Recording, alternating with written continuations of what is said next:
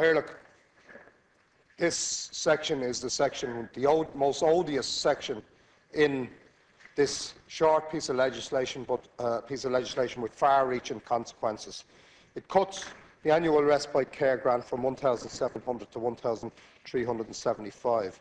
Now, I had intended making a longer contribution, but I'm aware that there's many deputies in this House want to, so I'll read from one email. I had many, and hopefully that might capture everything that I had intended to say. And this is the words of a carer, and it was signed at the end, a very tired woman.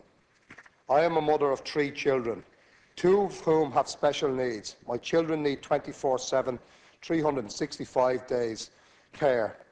That is every single day since they were born. There are no holidays away with them or from them. I am all they have, as their father died last year. This cut in respite grant, plus the children's allowance having a €10 cut per child, plus the cut in the household benefits package, plus the increase in medical prescriptions, has left me in tears, literally tears.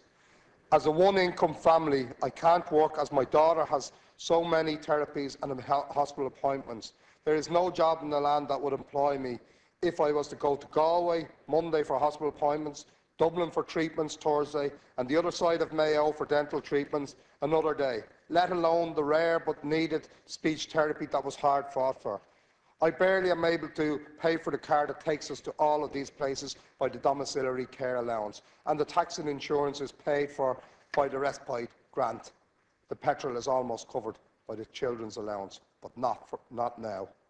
It is a struggle to shop every week, to keep oil in the tank, coal on the fire, and God forbid a letter comes home from school looking for money for something, or one of them needs new shoes or rips in trousers, or the car breaks down. My nightmare revolves around that, when I can sleep, of course. And as I said, my special needs child is 24/7, and sleep is a luxury at times. The money I get weekly, monthly, annually is earned, every single cent.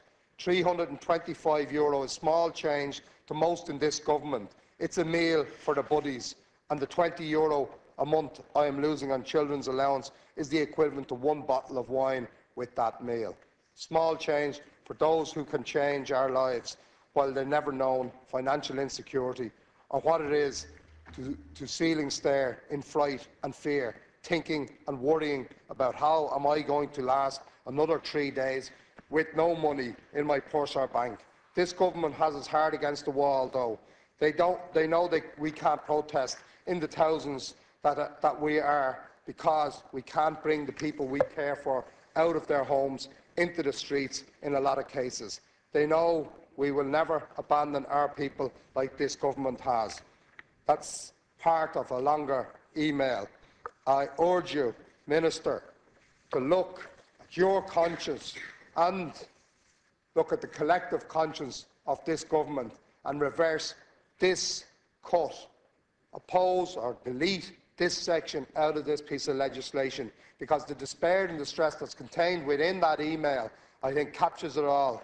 And I think, on your collective conscience, be it the consequences of this cut, because I have received, and I mentioned it earlier, I have received emails from distressed parents and carers who have contemplated the worst, and I urge you to kind of give them some hope by deleting this section for the small few million that is involved in it. There are alternatives. We have showed some of the alternatives, and I believe if you don't do this, that there will be consequences, not only electorally for yourselves, but there will be consequences for the poor carers in our society who are struggling day in, day out, that you have named as unsung heroes. Well, in fact, you are now insulting them, because heroes you look up to, you praise and you support in their times of need. You are not supporting them by this measure.